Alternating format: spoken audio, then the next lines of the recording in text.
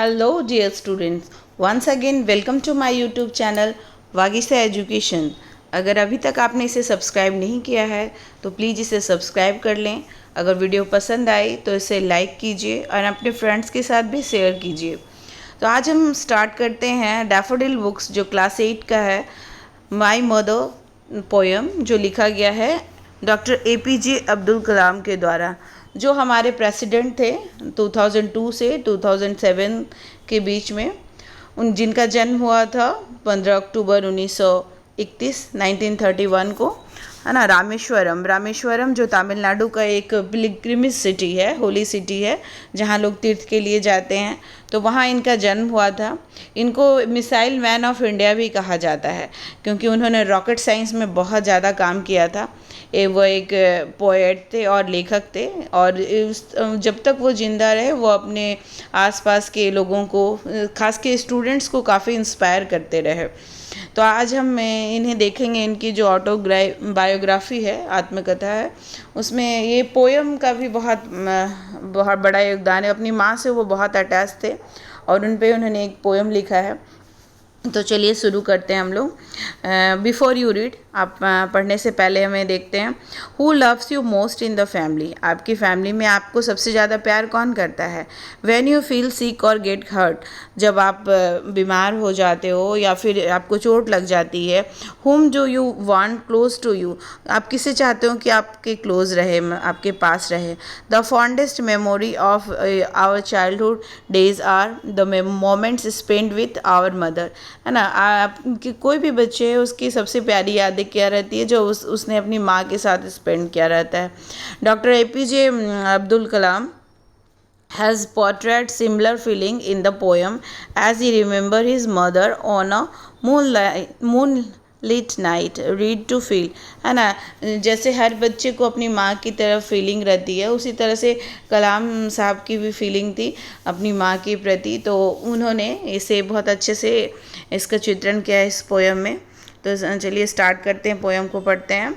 C waves golden sand Pilgrim's Faith, Rameswaram mosque street, all merge into one, my mother, है ना। सी wave, Rameswaram जो है समुद्र के किनारे बसा हुआ है, और उसके समुद्र के पास जो उसके किनारे में क्या रहते हैं, सैंड्स रहते हैं, तो गोल्डन सैंड्स, है ना। पिलग्रिम्स फेथ, लोगों, क्योंकि वो पिलग्रिम सिटी है, वहाँ तीर्थयात्री जाते हैं, बहुत ही फेमस पिलग्रिम सिटी है, तो वहाँ पे जाते हैं लोग। रामेश्वरम जो मॉस्क स्ट्रीट है, वहाँ पे ये कलाम सर रहते थे। तो ऑल मर्ज इनटू वन, सब एक ही में मिल जाते हैं। वो किसकी याद दिलाती हैं, उनकी मदर की, my mother. You came to me like heaven's caring arm, तुम मेरे पास आई जैसे कि हेवेंस केयरिंग मतलब स्वर्ग का आनंद देने वाले बाँ की तरह, है ना, जहाँ सबसे ज़्यादा सुख मिलता है, हेवेंस केयरिंग आर्म, है ना। I remember the war days when life was challenge and toil, वो याद करते हैं कि जब युद्ध का समय था, क्योंकि आप देख रहे हो कि ये 1931 में उनका बर्थ हुआ था, तो उसके बाद फिर वर्ल्ड वार 2 ब्रोक हो गया, है ना। 1939 में वर्ल्ड वार 2 हो गया, तो लगभग 8-9 साल के रहे होंगे जब वो वर्ल्ड वार को याद करते हैं। तो I remember the war days when life was challenge, उस समय जो था, जो लाइफ क्या था, क्योंकि ब्रिटेन भी था, वो वर्ल्ड वार में अटैच था, तो बहुत मुश्किल भरे दिन थे। चैलेंज एंड टॉयल, है ना। टॉयल मीन्स हार्ड वर्क, जब उन्हें करना पड़ता था, बहुत ही मुश्किल भरा दिन होता था, क्योंकि उनका जो बचपन है बहुत गरीबी में, पुअरनेस में उनका बीता। Miles to walk hour before sunrise, है ना, सूर्य उदय होने के पहले ही उन्हें बहुत मीलों चलना पड़ता था। Walking to take lesson from saintly teacher near the temple, है ना। वो क्या करते थे कि जो सेंटली टीचर है मंदिर के नज़दीक, है ना, उनसे जो संत पुरुष थे, उनसे क्या करते थे, वो लेसन लेते थे, पाठ पढ़ते थे। Again miles to Arab teaching school. उसके बाद वो हिंदू वाले सेंट्स के पास तो जाते ही थे, साथ ही साथ अरब टीचिंग स्कूल में भी वो जाते थे। Climb sandy hills to railway station road, है ना, वो मतलब बालू भरा जो पहाड़ी रहता था रेलवे स्टेशन रोड का, वहाँ भी वो जाते थे। क्या करते थे, collect distribute newspaper to temple city citizen, है ना, वो क्या करते थे कि वहाँ से वो लेते थे न्यूज़पेपर और न्यूज़पेपर वो बांटते थे।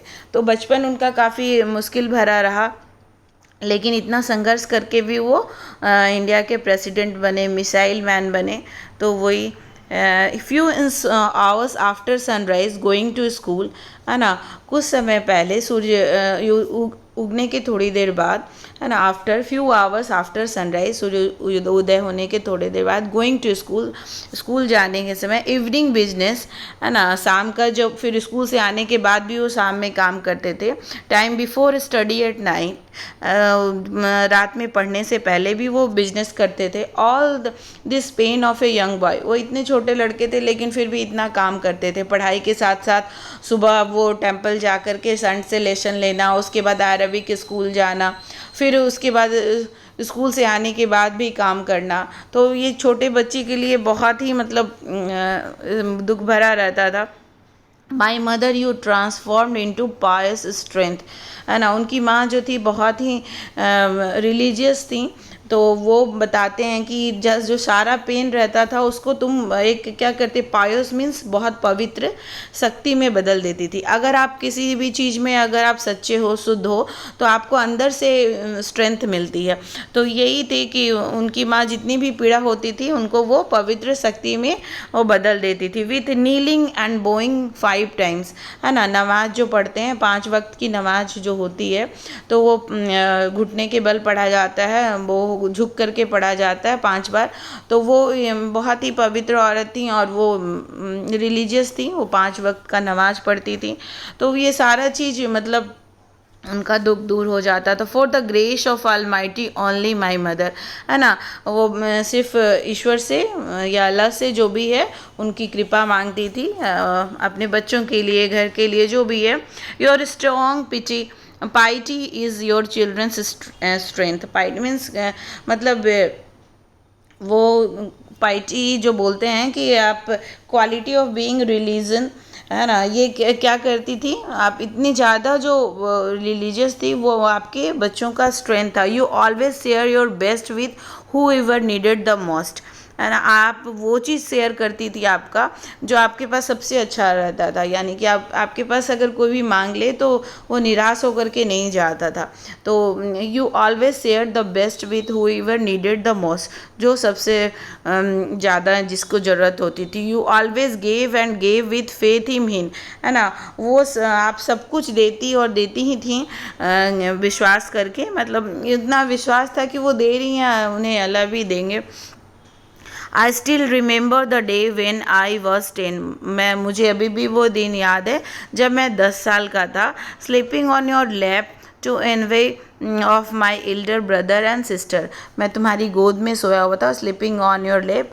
और इससे क्या हो रहा था, उनके बड़े भाई, क्योंकि वो सबसे छोटे थे, तो उनके बड़े भाई बहनों को क्या हो रहा था, जलन हो रही थी कि माँ का सारा प्यार उसे ही मिल रहा है ना। It was full moon night, ये पूरी तरह जो क्या था, फुल मून नाइट था, पूर्णिमा का दिन जिसे बोल सकते हो। My world only you knew my mother, है ना, मेरी मतलब इतना अच्छा होने लग रहा था कि सारी दुनिया का आनंद उनकी गोद में मुझे मिल रहा था। वैन एट मिड नाइट, जब आधी रात के समय, I woke with tears falling on my knees, मतलब आधी रात के समय जब वो गिर जाते हैं, फॉलिंग ऑन माई नीज, जब हो सके पलंग से या कहीं से गिर जाते होंगे, वोक विथ टीयर्स, उनकी आंखों में पूरी आंसू रहती है।